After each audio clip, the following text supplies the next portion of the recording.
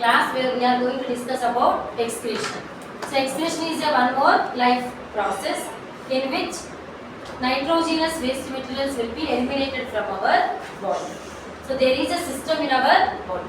What are those nitrogenous waste materials? Example like ammonia, urea and uric acid. So these are the nitrogenous waste materials which need elimination from our body. So there is a system in our body called as excretory system. So this excretory system consists of one pair of kidneys and then one pair of ureters and then single urinary bladder, then urethra. So these are the parts of excretory system. So here we can see aorta. This is the biggest artery which will arises from our left ventricle of the heart. Aorta supplies oxygenated blood to all body parts. This aorta branch which supplies oxygenated blood to kidneys called as renal arteries. Renal arteries. So renal arteries are the blood vessels which carries oxygenated blood to kidneys. In our body there are two kidneys, right and left. So this is our left kidney and right kidney. That's why left renal artery and right renal artery. Two renal arteries will arise. From aorta, the blood vessel which carries blood to kidneys called as renal arteries. Right and left kidneys are present in our body. That's why right and left renal arteries. So these renal arteries consist of oxygenated blood. What is the meaning of arteries? Arteries are the blood vessels which will carry oxygenated blood. Simultaneously, arteries consist of some waste materials like ammonia, uric acid and urea coming to kidneys for purification. So this blood is going to filter in kidneys. So oxygenated blood plus waste materials. So renal arteries consist of oxygenated blood as well as they are fully loaded with the waste materials. That's why coming to kidneys for filtration, otherwise purification. Then if you observe here vena cava. This is vena cava. We have studied in the transport system. Inferior vena cava and superior vena cava are the two biggest veins which will bring deoxygenated blood from our body parts to right auricle, upper chamber of the heart, right auricle. So here vena cava carries, it has to take deoxygenated blood of kidneys also. So from kidneys after their function, deoxygenated blood of kidneys by renal veins. These are the renal veins. Left and right renal veins. Opens into inferior vena cava. This inferior vena cava opens into right auricle of the heart. So renal veins consist of deoxygenated blood plus nutrients. After filtration, some nutrients released, those nutrients enters into renal veins. After function, kidneys also releases carbon dioxide containing blood. So renal arteries consist of oxygen plus waste materials. Renal veins consist of deoxygenated blood plus nutrients. So always veins means arises from body parts. Arteries means arises from heart. Kidneys means here meaning renal. So renal arteries are the blood vessels which will carry oxygenated blood to kidneys. Renal veins will carry deoxygenated blood of kidneys and opens into inferior vena cava. Inferior vena cava opens into right auricle of the heart. Like this we are going to study in excretory system how deoxygenated blood goes and how oxygenated blood will comes to kidneys. Inside the kidneys we can see so many pyramid-like structures. These pyramid-like structures consist of millions of microscopic tubes which are called as nephrons. These are the nephrons. So kidneys structural function units are called as nephrons. Nephrons will filters the blood, then urine formation takes place. So these nephrons are also called as uriniferous tubules, kidney tubules. So nephrons are present inside the kidney. 1 to 1.5 lakhs of nephrons we can see in kidney. Each kidney consists of 1 to 1.5 lakhs of nephrons. Actually filtration units are nephrons. These nephrons will filters the blood, then urine formation takes place. Then urine collectively enters into pelvis of the kidneys. From the pelvis of the kidneys enters into ureter. So this ureter opening blood vessels opening is called as hilus. Opening through which blood vessels can enter, blood vessels can comes out, nerves can enters, ureters can comes out. That is called as opening is called as entry is called as hilus. Then urine from pelvis enters into ureters. Ureters are the tube-like structures which will connect the kidneys with urinary bladder. Then in urinary bladder, urine will be stored. Approximately up to 800 ml of urine will be stored. Then whenever urge will be there, urine releases throughout. It is called as micturition. Release of urine to outside is called as micturition by urethra.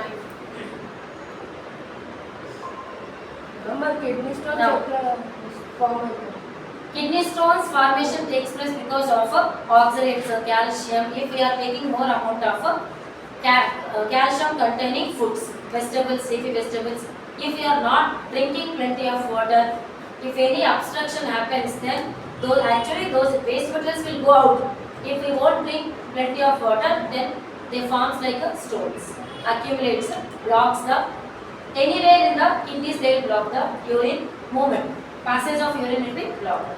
So this is a system which is going to involve in the formation of urine. Next we are going to discuss about nephron structure and function of the nephron, that is urine formation. So in this class we are going to study about nephron. Nephron is a filtration unit of kidneys which involves in the formation of urine.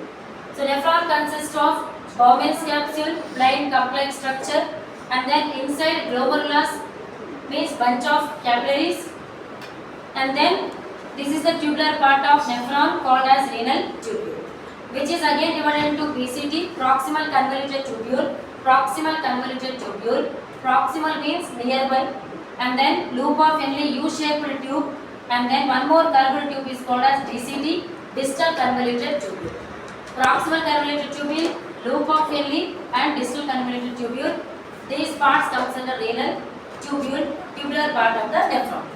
And this is Bowman's capsule and glomerulus. Glomerulus means bunch of capillaries, bunch of tuft of capillaries. So renal artery brings oxygenated blood plus waste materials. So renal artery branch is afferent arteriole. This afferent arteriole is a branch of renal artery. When opens into kidneys, divides into so many afferent arterioles. Renal artery when opens into kidneys, divides into so many afferent arterioles. So these afferent arteriole consist of oxygenated blood plus waste materials.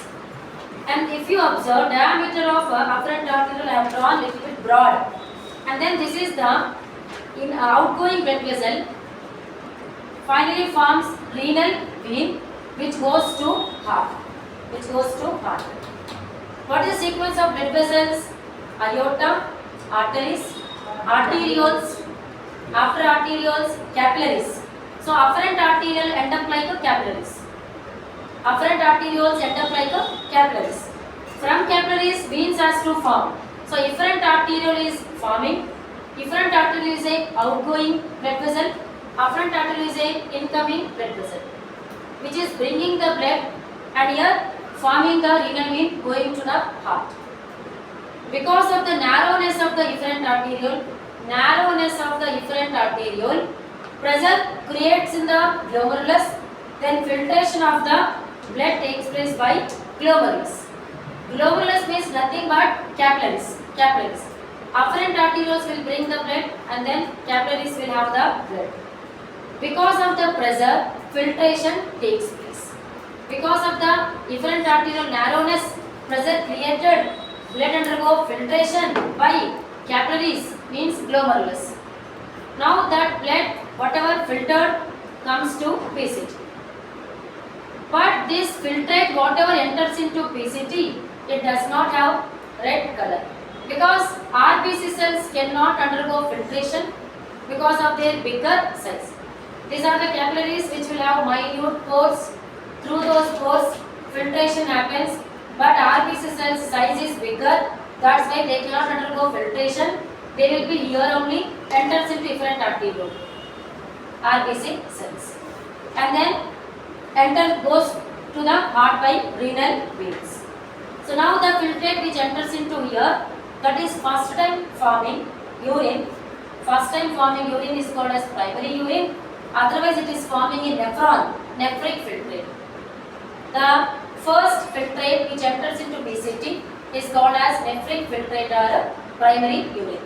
So what are these we are discussing? These are the steps we are discussing. Steps of urine formation we are discussing. What is the first step of urine formation? Glomerular filtration.